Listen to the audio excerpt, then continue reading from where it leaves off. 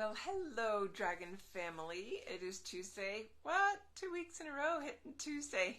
I know I'm quite a bit later than you guys sometimes expect me, but in flow. It is what it is. So, had some really good questions come up on last week's live, and felt like they tied together, so I wanted to do them all in one share here.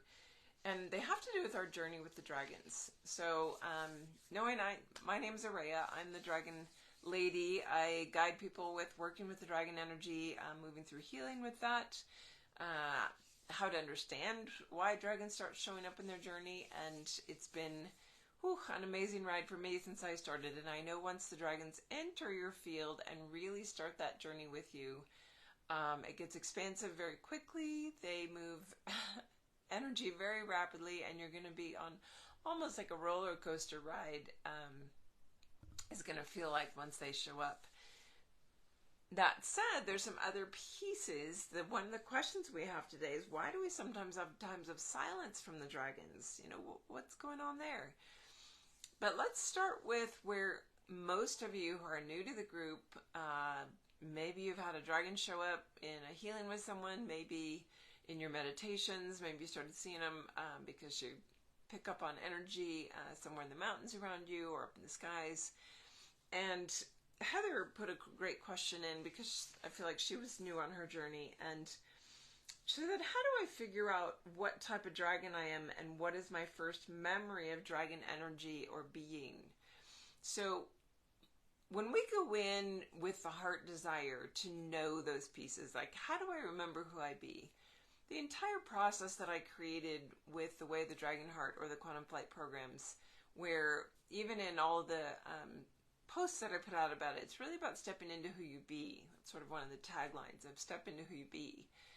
And that's on your soul level. And Heather's question is great because it's where we all get to when we are starting our awakening. We're starting to come into that. How do I know any of this? How do you have that? How do you figure out what type of dragon you are? And it doesn't necessarily happen right away, but it will unfold the more that you work with the dragons. So I would recommend to anyone, start with just doing your meditations and inviting the dragon energies to come in. If they've already started showing up, that's a great step to show you that you're on that path of evolution, of unfolding. And when I created the book, so the book, The Dragon Within, that I brought through from the dragons in fall of 2007 and published it in 2008. It is still very prevalent today, and people are still using it. I've expanded it to the deck.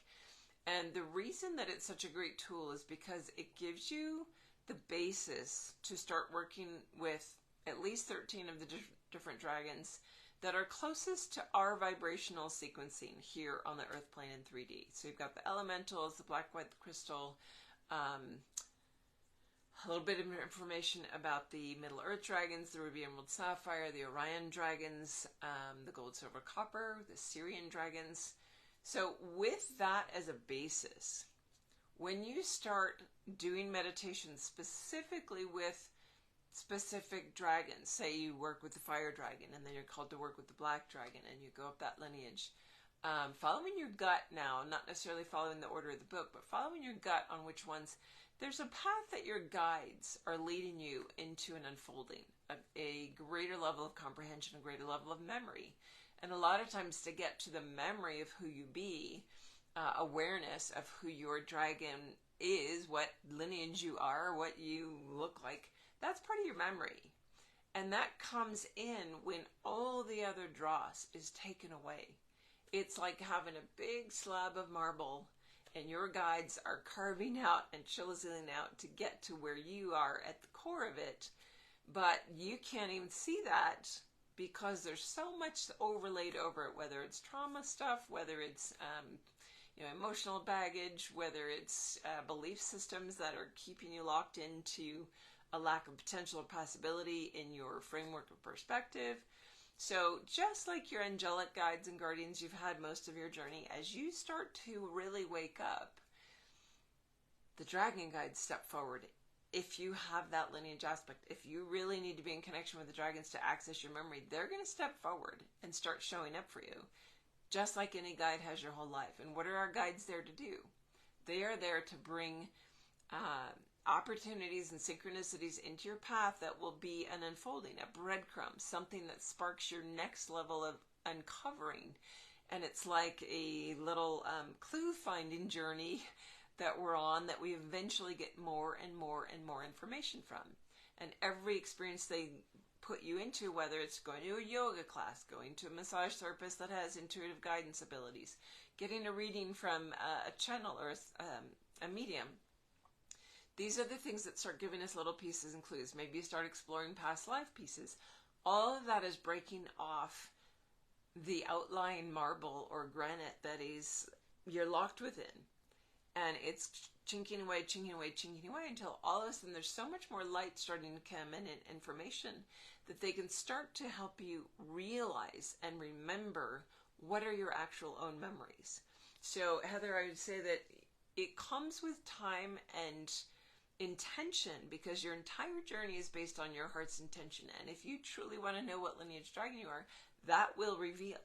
But there may be some pieces that they have to uncover or reveal first to get you that far along. Because if you say, for example, you're maybe you're black dragon lineage, maybe you're one of the power lineages, and you have some issues with power, with the ability to wield it or being abused by power, you're not going to want to see that you are a black dragon lineage. You're going to be like very much hands off, like, no, I don't want anything to do with that kind of energy, that force, that. So the gentle stepping forward of healing all the traumas around power on both sides of the equation is where inklings will start to come in that allow you to soften into that information so that you don't reject it completely, because then you're rejecting yourself completely. So I encourage anyone who's on that journey to find who they be, just keep consistent with it. Whether you need guided meditations, there's some of those on the site, whether you can take the tracks of the CD that come with the book and have it play in the background to put you in that energy field. That's the intention it was created for. To give you the opportunity in the vibrational field to connect into those pieces and go deeper and deeper and deeper to unfold that, to really get back to that memory base. And as soon as you find out your lineage, your second plus, what was my first memory of dragon energy or being, that will come in those spaces. All of my memories have come in a deep, connected state, whether in my own meditation or in a group setting or a group reading or a individual session reading, where all of a sudden there's information that starts unfolding and it clicks something for me because it's a mirror and it's there and I have pieces for myself come through. So it's a constant unfolding and you stick with it. So that said, those of us that are on that journey for a while and we're getting a lot of those pieces and we're getting, wow, breakthrough. And then we go through a period where all of a sudden it's like, why are there no dragons around me? Where did they go? Why is it so quiet right now? It's making me nervous that it's so quiet. Did they abandon me? Have they taken off? You need to know and trust first. And this question was from Candy. It's very normal, and I too have periods of what might be considered silence or quiet from the dragons I have in my journey. Not as much since I've been doing this full time for the last 5 years, because there's really been so much progress made in the last 5 years for the collective journey and the work getting out there on a bigger scale, because people are ready to access that. But I have had those periods, so I know what they are and what they look like. And there's different reasons of why that steps in. So if you can relate to the concept of the dragons are our guides and our guardians, a lot of them are family that are around us. And as we, well, hello, Robin. As we unfold into our journey and we go through a massive amount of growth, because they do push you very quickly, they know when to ease up. They know what your astrological chart is. They can see the energy patterns that you're working in. They can see if it's good to push right now or not push right now based on other stuff going on around you energetically. And so they might step back for a period, one, to let you integrate everything that's come up already, everything that you've broken through already. You need to integrate and be able to actually live it. So when we reach a plateau, we need to actually really ingrain that and be living that actively, actuating it through every one of our choices and actions daily for them to be ready to move us up the next level. So one is an integration period. Two is sometimes they know they pushed you a little hard, and besides integrating, they want to step back and just give you a breather. Sometimes you just need a break, and sometimes there's information that needs to come from other sectors that if their presence is there and they override because of that deep family connection you have to them, you might not pursue something with, say, the Pleiadians or Stargates or something with the Starbeams that is also a key piece for you to activate. So they might just sort of step back to allow a blossoming or an opening into another channel that then will, when they come back around full circle, will make sense to you why and how that was orchestrated, so that you can see in hindsight the perfection of, I needed this piece to get this much further with the dragons. So those are the kind of reasons that I feel the dragons step back. They're never abandoning us. They are always, your guides are always, even if they're in the background, say yes and invite. They're never gone. Your guides and guardians are there, and you're like their assignment. You're their service. That's what their soul evolution is.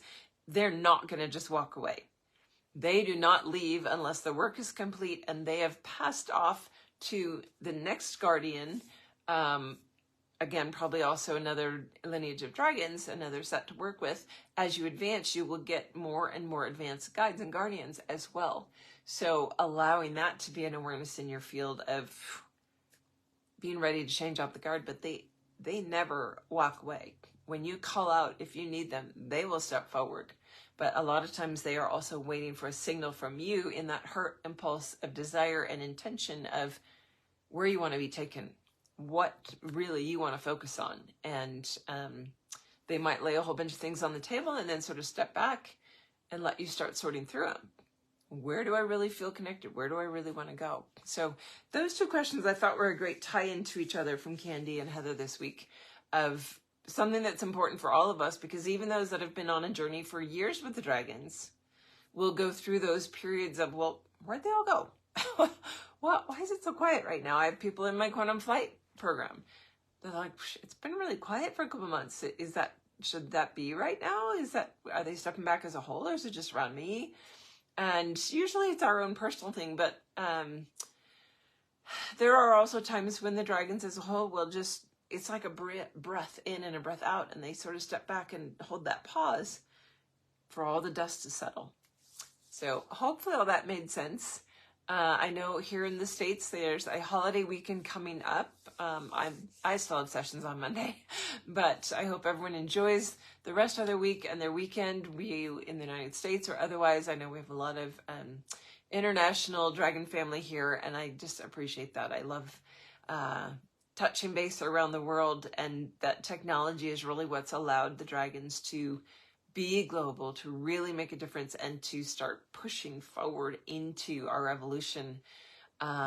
There's big things happening. The energies right now are so phenomenal of where we are at. And I can't go, into it in depth. It would be a whole nother several hour thing, but watch for some information when I do my share.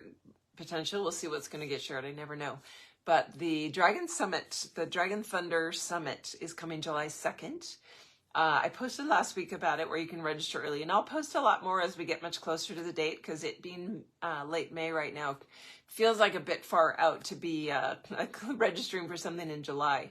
But I'm going to start planting that seed for you guys to just see. There's an amazing list of speakers that are all connected to dragons, including Diana Cooper, and some from Australia, South Africa, Europe, United States.